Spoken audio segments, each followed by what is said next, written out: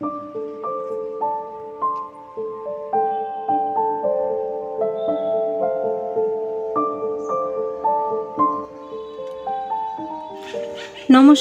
কেমন আছো সবাই? ক্রিয়েশন অফ দুষ্টুমিতার নতুন একটা ব্লগে সকলকে স্বাগত জানাই। আশা করি সবাই সুস্থ আছো, ভালো আছো। যে যেখান থেকে আমার ভিডিওটা দেখছো সবাই খুব খুব ভালো আছো। আমিও মোটামুটি ভালো আছি। তো আজকে সকাল সকাল ব্লগটা শুরু করতে পারিনি, একটু বেলা হয়ে গেল। এখন কটা বাজে? ঘড়ির কাঁটা ওই সকাল 8:30 ওরকম হবে। তো ভাত বসিয়েছি, ভাবলাম যে কি রান্না করি সকাল সকাল। তো দেখলাম যে ফ্রিজে একটু কুমড়ো রয়েছে আর একটু লতিটা করব।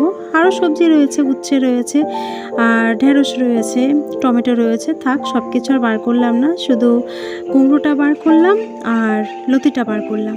তো কুমড়োটা দেবো হচ্ছে সেদ্ধ, কারণ সকাল সকাল একটু সেদ্ধ ভাত খেতে বেশ ভালোও লাগে। একটু কাঁচা সর্ষের তেল বা একটু কাঁচা লঙ্কা দিয়ে বেশ কিন্তু ভালো লাগে গরম গরম সকালবেলায় সেদ্ধ ভাত। তো সেটা ভেবেই একটুখানি কুমড়ো কেটে নিলাম যে কুমড়োটা সেদ্ধ দেব। তো চলো আজকের ব্লগটা শুরু করে দিলাম। তোমরা অবশ্যই আমার পুরো ব্লগটা দেখবে, আর ব্লগটা পুরোটা দেখার পর কেমন লাগলো কমেন্ট করে কিন্তু অবশ্যই জানাবে। আমার যে সকল বন্ধুরা আমার আজকের এই ভিডিওটা প্রথম দেখছো আর আমার চ্যানেলে আজকে নতুন এলে, চ্যানেলটা সাবস্ক্রাইব করে নেই, ঝটাপট চ্যানেলটাকে সাবস্ক্রাইব করে নিও।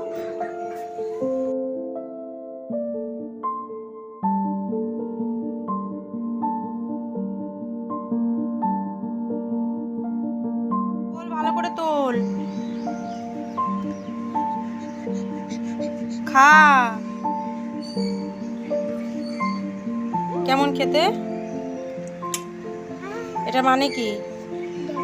হ্যাঁ, এদিকে ঘুরে বল। দারুণ দারুণ খেতে হয়েছে। ঠিক আছে, তাড়াতাড়ি চল। এখন এলাম অনেকক্ষণ বাদে, ঘড়ির কাঁটা এখন হয়তো সকাল 11টা হবে। তো সকালে একটুখানি ভিডিও করেছিলাম, তারপর আর কোনো ভিডিও করা হয়নি।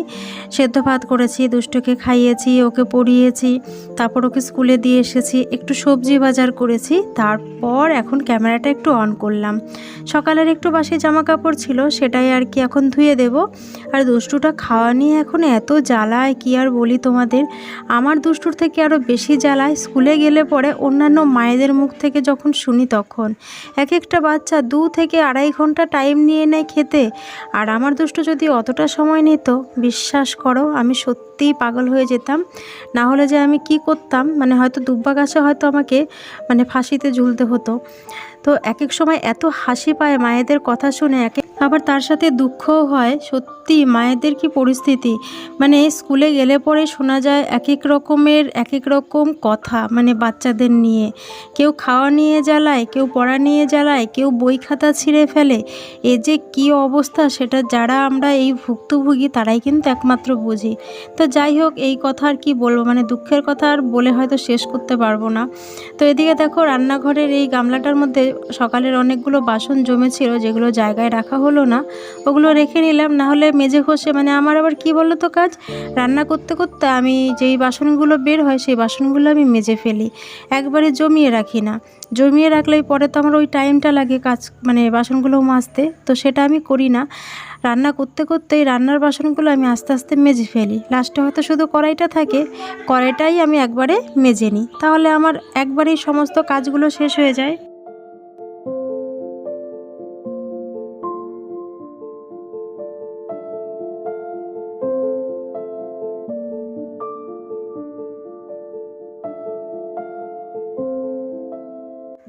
তো দুপুরে রান্না বান্নায় চলে এলাম। আর এ সপ্তাহে আমি ভেবেই নিয়েছি, এ সপ্তাহে আমি একদম সিম্পলভাবে এই সপ্তাহটা আমি চালাবো। কোনো হেলদি কি কোনো রিচ খাবার আমি রান্না করব না। তো সেই জন্যই আমি সকালবেলায় ভেবেই নিয়েছি যে আজকে মাছও রাখবো না, ডিমও করব না, মাংসও রান্না করব না, সিম্পল একদম রান্না হবে।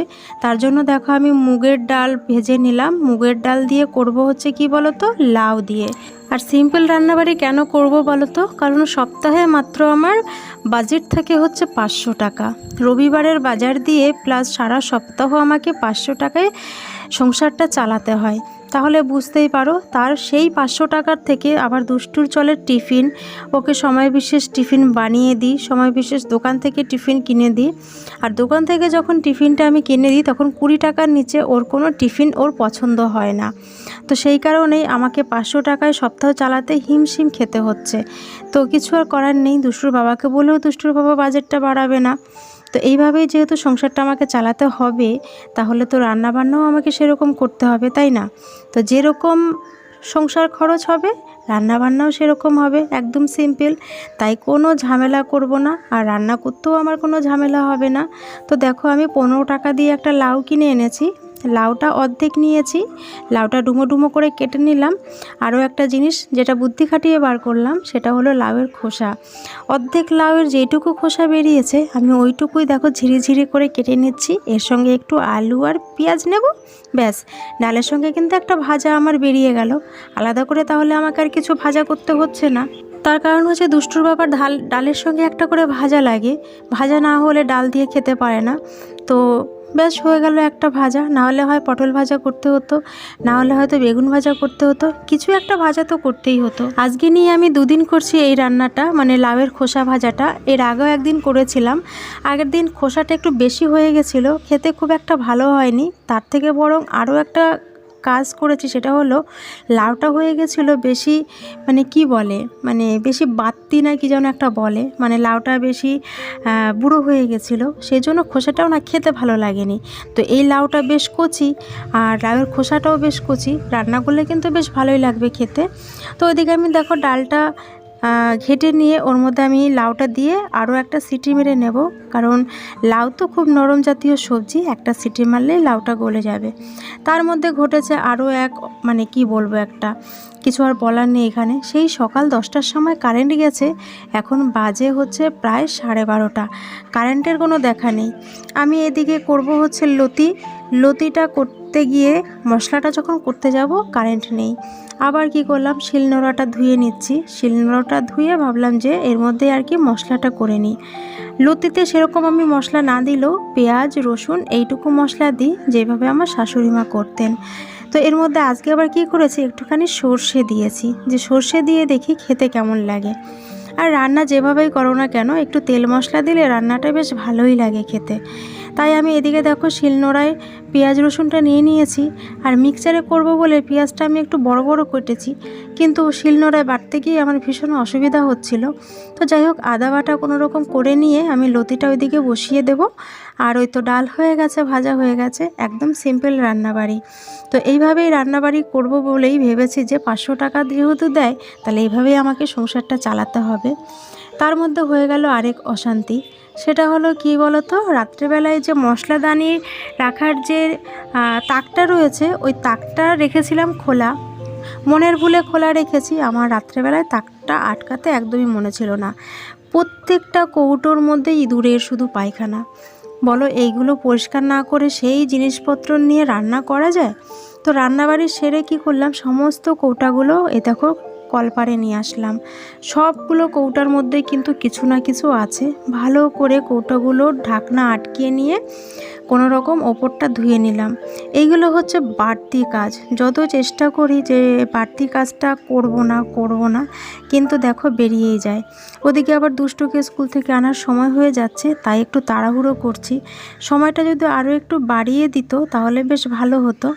হয়তো কেজি 2তে গিয়ে টাইমটা একটু বাড়বে, 5-10 মিনিট বাড়বে। তো দেখা যাক কি হয় সেটা। তো দেখো সমস্ত কৌটাগুলো আমি ধুয়ে নিয়েছি, ধুয়ে এখন এই যে শেডের মধ্যে দিয়ে দিচ্ছি। রোদ না আসলেও রোদের তো একটা তাপ আছে, আর রাস্তার কাছে যেহেতু রয়েছে সেই তাপে কিন্তু কৌটোগুলো বেশ ভালোভাবে শুকিয়ে যাবে। তো রান্নাঘরের কাজ মোটামুটি আমার সারা হয়ে গেছে। তো ভাবলাম রান্নাঘরটা এবার মুছে নিই, বারান্দাটাও মুছে নিই, কারণ বারান্দাটায় বসে সবজি কেটেছি, তো সবজির সেই কষ্ট থেকে গেলে না পরে কেমন যেন একটা কালশিটে পড়ে যায়। তো যাই হোক সমস্ত কাজবাজগুলো একাই সব কিছু করে নিয়ে তারপরে যাব দুষ্টুকে স্কুল থেকে আনতে। আর আমাদের পাশের বাড়ির একটা পিসি খুব অসুস্থ, তো হসপিটালে সকালবেলায় নিয়ে গেছে। তো পাশের বাড়ির একজন জিজ্ঞেস করছে যে কেমন আছে কি, আমি বললাম না গো আমি তো জানি না। তো তো জানলে অবশ্যই তোমাকে জানাবো, সেটাই আর কি বলছিলাম। তো দেখো আমার রান্নাঘরটা বারান্দাটা দিয়ে মোছা হয়ে গেছে, আর সবজি কাটার যে খোসলা সেগুলো আমি ময়লার বালতিতে রেখে নিলাম। আর দুই একটা যা বাসন ছিল সেগুলো মেজে ওই যে জল ঝরাতে দিয়েছি, এখন এগুলো রান্নাঘরে নিয়ে তুলে রাখবো। তো চলো ভিডিওটা আর বেশি বড় করছি না, ছোট্ট একটা ভিডিও তোমাদের সঙ্গে শেয়ার করলাম। আশা করি তোমাদের ভালো লেগেছে। যদি ভালো লাগে তাহলে কমেন্ট করো আর লাইক করো, আর নতুন হয়ে থাকলে কিন্তু অবশ্যই চ্যানেলটিকে সাবস্ক্রাইব করে নিও। তো চলো আবার তোমাদের সঙ্গে দেখা হচ্ছে পরের কোনো নতুন ব্লগে।